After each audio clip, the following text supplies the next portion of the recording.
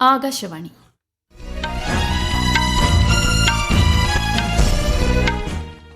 നമസ്കാരം. വാർത്തകൾ വായിക്കുന്നത് കൃഷ്ണ പ്രകൃതി.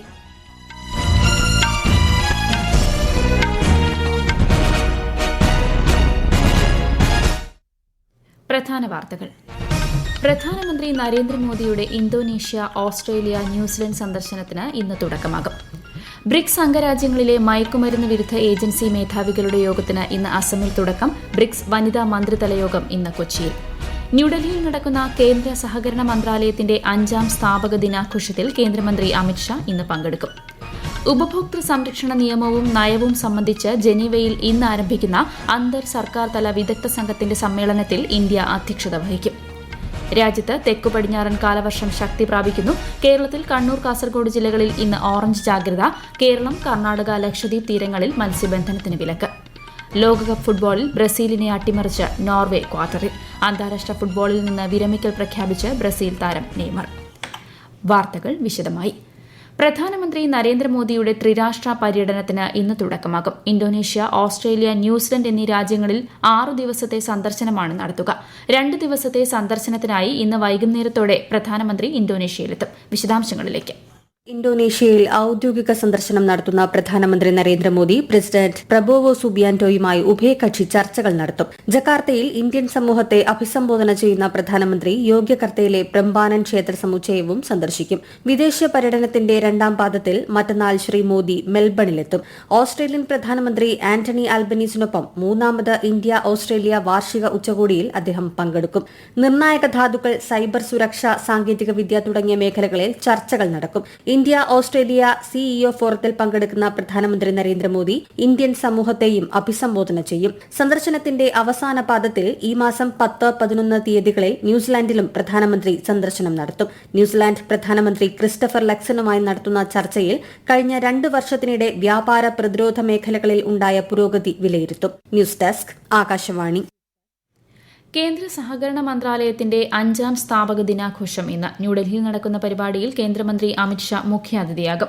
50,000 പ്രാഥമിക കാർഷിക വായ്പാ സഹകരണ സംഘങ്ങളെ ഡിജിറ്റൽ വൽക്കരിക്കുന്നതിനായുള്ള പ്രഖ്യാപനം അദ്ദേഹം നടത്തും. 232 ധാന്യ സംഭരണശാലകൾ, ദേശീയ സഹകരണ database, geo tag mobile application, ദേശീയ ക്ഷീരവികസന ബോർഡിന്റെ ഡാഷ്ബോർഡ് പോർട്ടൽ എന്നിവ കേന്ദ്രമന്ത്രി ഉദ്ഘാടനം ചെയ്യും. ഇന്ത്യയുടെ അധ്യക്ഷതയിൽ നടക്കുന്ന ബ്രിക്സ് അംഗരാജ്യങ്ങളിലെ മയക്കുമരുന്ന് വിരുദ്ധ ഏജൻസി മേധാവികളുടെ 2 ദിവസത്തെ യോഗത്തിന് അസമിലെ ഗുവാഹത്തിയിൽ ഇന്ന് തുടക്കമാകും. മയക്കുമരുന്ന് നിയന്ത്രണ ഏജൻസികൾക്കിടയിൽ ആഴത്തിലുള്ള പ്രവർത്തന സഹകരണം വളർത്തിയെടുക്കുന്നത് സംബന്ധിച്ച് ചർച്ച ചെയ്യും. മയക്കുമരുന്ന് വിരുദ്ധ ഏജൻസികളുടെ തലവന്മാരും ബ്രിക്സ് അംഗരാജ്യങ്ങളിലെ മുതിർന്ന ഉദ്യോഗസ്ഥരും 2 ദിവസത്തെ യോഗത്തിൽ പങ്കെടുക്കുമെന്ന് ആഭ്യന്തര മന്ത്രാലയം അറിയിച്ചു. ഇന്ത്യയുടെ അധ്യക്ഷതയിൽ നടക്കുന്ന ബ്രിക്സ് വനിതാ മന്ത്രിതല യോഗം ഇന്ന് കൊച്ചിയിൽ നടക്കും. 12 രാജ്യങ്ങളിൽ നിന്നുള്ള പ്രതിനിധികൾ യോഗത്തിൽ പങ്കെടുക്കും. വനിതാ ശിശു വികസന മന്ത്രാലയമാണ് പരിപാടി സംഘടിപ്പിക്കുന്നത്. പ്രതിരോധശേഷി, നൂതനാശയങ്ങൾ, സഹകരണം, സുസ്ഥിരത എന്നിവ കെട്ടിപ്പടുക്കുക എന്ന പ്രമേയത്തിലാണ് പരിപാടി നടക്കുക.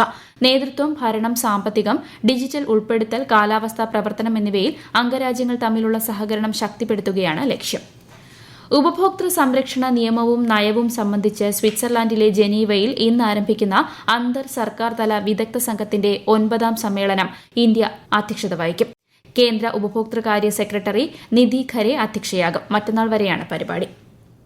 വിദേശകാര്യമന്ത്രി എസ് ജയശങ്കറിന്റെ പശ്ചിമേഷ്യൻ സന്ദർശനം പുരോഗമിക്കുന്നു. ഖത്തർ, ബഹ്റൈൻ, കുവൈറ്റ്, ഒമാൻ എന്നീ രാജ്യങ്ങളാണ് ശ്രീ ജയശങ്കർ സന്ദർശിക്കുക. ഊർജ്ജം, വ്യാപാരം, സുരക്ഷാ മേഖലകളിലെ സഹകരണം വർദ്ധിപ്പിക്കുന്നത് സംബന്ധിച്ച് ദോഹയിൽ ഖത്തർ പ്രധാനമന്ത്രിയുമായി അദ്ദേഹം കൂടിക്കാഴ്ച നടത്തി. ഈ മാസം 13-ന് ന്യൂയോർക്കിലെത്തുന്ന കേന്ദ്രമന്ത്രി 14, 15 തീയതികളിൽ ഇന്ത്യ യൂറോപ്യൻ യൂണിയൻ വ്യാപാര സാങ്കേതിക കൌൺസിൽ യോഗത്തിൽ പങ്കെടുക്കാൻ ബ്രസൽസിലേക്ക് യാത്ര തിരിക്കും. ഈ വാർത്തകൾ ആകാശവാണിയിൽ നിന്ന്. ആകാശവാണി വാർത്തകളും വാർത്താധിഷ്ഠിത പരിപാടികളും All India Radio News Thiruvananthapuram YouTube ചാനലിലും All India Radio News Thiruvananthapuram Facebook പേജിലും AR News_ തിരുവനന്തപുരം ഇൻസ്റ്റഗ്രാം അക്കൌണ്ടിലും AR News_TVM X ഹാൻഡിലും ലഭ്യമാണ്. അയോധ്യ ശ്രീരാമ ജന്മഭൂമി ക്ഷേത്ര ട്രസ്റ്റ് അംഗങ്ങളുടെ യോഗം ഇന്ന് രാമക്ഷേത്ര പരിസരത്ത് ചേരും. ട്രസ്റ്റിന് ലഭിച്ച സംഭാവനകളിലെ ക്രമക്കേട് സംബന്ധിച്ച് പ്രത്യേക അന്വേഷണ സംഘത്തിന്റെ കണ്ടെത്തലുകൾ ഉൾപ്പെടെയുള്ള സുപ്രധാന ഭരണ സാമ്പത്തിക കാര്യങ്ങൾ ചർച്ച ചെയ്യാനാണ് യോഗം.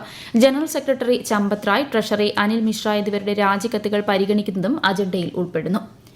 കേരളത്തിൽ +1 ക്ലാസുകൾക്ക് ഇന്ന് തുടക്കമാകും. സംസ്ഥാനതല പ്രവേശനോത്സവം കോഴിക്കോട് നടക്കും.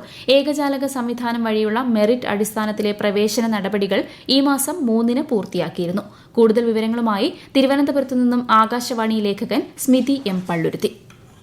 3,59,890 വിദ്യാർത്ഥികൾക്കാണ് ഇതുവരെ ഏകജാലക സംവിധാനം വഴി +1 പ്രവേശനം നൽകിയിട്ടുള്ളത്. മലപ്പുറം ജില്ലയിൽ 78,741 പേർ പ്രവേശനം നേടിയപ്പോൾ വയനാട് ജില്ലയിൽ 11,353 പേർക്കാണ് ഇതുവരെ പ്രവേശനം നൽകിയിട്ടുള്ളതെന്ന് പ്രവേശന നടപടികൾക്കായുള്ള പോർട്ടൽ വ്യക്തമാക്കുന്നു.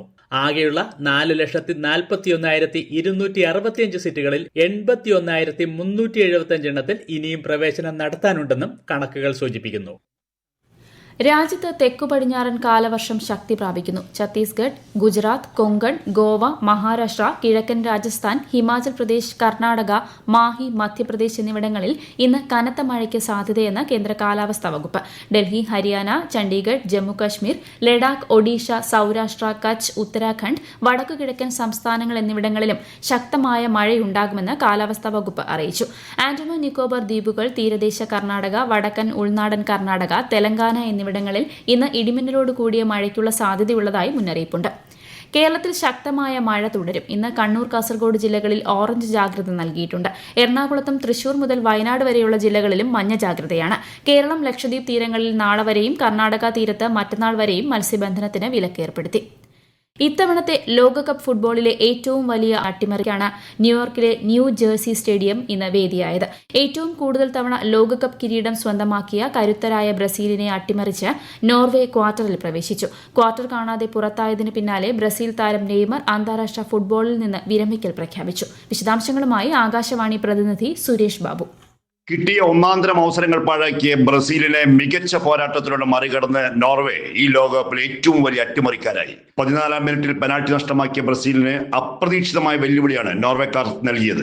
ആക്രമണവും പ്രത്യാക്രമണവും തുടരെ ഉണ്ടായ മത്സരത്തിന്റെ രണ്ടാം പകുതി 79-ാം മിനിറ്റിൽ ബ്രസീലിയൻ ഡിഫൻസിനെ ഞെട്ടിച്ച് തകർപ്പൻ ഹെഡറിലൂടെ സൂപ്പർ താരം എർലിംഗ് ഹാലൻഡ് കളിയുടെ ഗതി മാറ്റി. തിരിച്ചടിക്കാൻ ബ്രസീൽ 2 കൽപ്പിച്ച് പൊരുതുന്നതിനിടെ ഹാലൻഡ് 90-ാം മിനിറ്റിൽ കാനറികളുടെ വലയിലേക്ക് നിറയൊഴിച്ച് ലക്ഷ്യം കണ്ടു. ഇതിഹാസ താരം നെയ്മർ മത്സരത്തിന്റെ അധിക സമയത്ത് പെനാൽറ്റിയിലൂടെ ബ്രസീലിന്റെ ഗോൾ നേടി.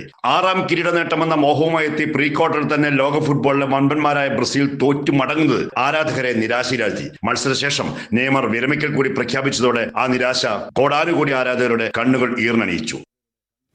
ലോകകപ്പ് പ്രീ ക്വാർട്ടറിൽ മെക്സിക്കോ ഇംഗ്ലണ്ട് മത്സരം പുരോഗമിക്കുകയാണ്.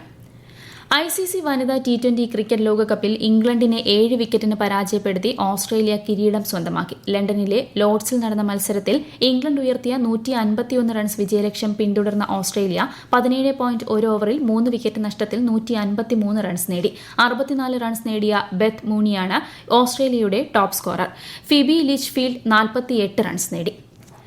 എന്റെ ക്ഷയരോഗമുക്ത കേരളം പദ്ധതിയുടെ ഭാഗമായി 2025 മികച്ച ക്ഷയരോഗമുക്ത പഞ്ചായത്തുകൾക്കുള്ള പുരസ്കാര വിതരണം ഇന്ന് നിയമസഭാ സ്പീക്കർ തിരുവഞ്ചൂർ രാധാകൃഷ്ണൻ നിർവഹിക്കും. കോട്ടയത്ത് നടക്കുന്ന പരിപാടിയിൽ തദ്ദേശ സ്വയംഭരണ സ്ഥാപന പ്രതിനിധികൾക്കായുള്ള ക്ഷയരോഗ ബോധവൽക്കരണ പരിപാടിയും സ്പീക്കർ ഉദ്ഘാടനം ചെയ്യും. കേരളത്തിൽ സെൻസസ് 2027 ഭാഗമായുള്ള വീടുകളുടെ വിവരശേഖരണം തുടരുന്നു. സെൽഫ് എന്യൂമറേഷൻ നടത്തിയവർക്ക് ഓൺലൈനിൽ ലഭിച്ച ID പരിശോധിച്ച് വിവരങ്ങൾ സ്ഥിരീകരിച്ച ശേഷമാണ് വിവരശേഖരണം നടത്തുന്നത്. സെൽഫ് എന്യൂമറേഷൻ നടത്താത്ത കുടുംബങ്ങളുടെ വിവരങ്ങൾ എന്യൂമറേറ്റർമാർ നേരിട്ട് രേഖപ്പെടുത്തും. ആഗോള എണ്ണ വിപണിയിലെ സ്ഥിരത ഉറപ്പുവരുത്തുന്നതിന് എണ്ണ ഉൽപ്പാദനം വർദ്ധിപ്പിക്കാൻ തീരുമാനിച്ച് OPEC+ രാജ്യങ്ങൾ. ഈ വർഷം ഓഗസ്റ്റ് മുതൽ പ്രതിദിനം 1.88 ലക്ഷം ബാരൽ എണ്ണ അധികമായി ഉൽപ്പാദിപ്പിക്കാനാണ് OPEC യോഗത്തിൽ ധാരണയായത്. പ്രധാന വാർത്തകൾ വീണ്ടും. പ്രധാനമന്ത്രി നരേന്ദ്രമോദിയുടെ ഇന്തോനേഷ്യ, ഓസ്ട്രേലിയ, ന്യൂസിലൻഡ് സന്ദർശനത്തിന് ഇന്ന് തുടക്കമാകും. ബ്രിക്സ് അംഗരാജ്യങ്ങളിലെ മയക്കുമരുന്ന് വിരുദ്ധ ഏജൻസി മേധാവികളുടെ യോഗത്തിന് ഇന്ന് അസമിൽ തുടക്കം. ബ്രിക്സ് വനിതാ മന്ത്രിതല യോഗം ഇന്ന് കൊച്ചിയിൽ. ന്യൂഡൽഹിയിൽ നടക്കുന്ന കേന്ദ്ര സഹകരണ മന്ത്രാലയത്തിന്റെ 5ാം സ്ഥാപക ദിനാഘോഷത്തിൽ കേന്ദ്രമന്ത്രി അമിത്ഷാ ഇന്ന് പങ്കെടുക്കും. ഉപഭോക്തൃ സംരക്ഷണ നിയമവും നയവും സംബന്ധിച്ച് ജനീവയിൽ ഇന്ന് ആരംഭിക്കുന്ന അന്തർ സർക്കാർ തല വിദഗ്ധ സംഘത്തിന്റെ സമ്മേളനത്തിൽ ഇന്ത്യ അധ്യക്ഷത വഹിക്കും. രാജ്യത്ത് തെക്കു-പടിഞ്ഞാറൻ കാലവർഷം ശക്തി പ്രാപിക്കുന്നു. കേരളത്തിൽ കണ്ണൂർ, കാസർഗോഡ് ജില്ലകളിൽ ഇന്ന് ഓറഞ്ച് ജാഗ്രത. കേരളം, കർണാടക, ലക്ഷദ്വീപ് തീരങ്ങളിൽ മത്സ്യബന്ധനത്തിന് വിലക്ക്. ലോകകപ്പ് ഫുട്ബോളിൽ ബ്രസീലിനെ അട്ടിമറിച്ച് നോർവേ ക്വാർട്ടറിൽ. അന്താരാഷ്ട്ര ഫുട്ബോളിൽ നിന്ന് വിരമിക്കൽ പ്രഖ്യാപിച്ച് ബ്രസീൽ താരം നെയ്മർ. വാർത്തകൾ കഴിഞ്ഞു. അടുത്ത വാർത്താ പ്രക്ഷേപണം ഉച്ചയ്ക്ക് 12:30.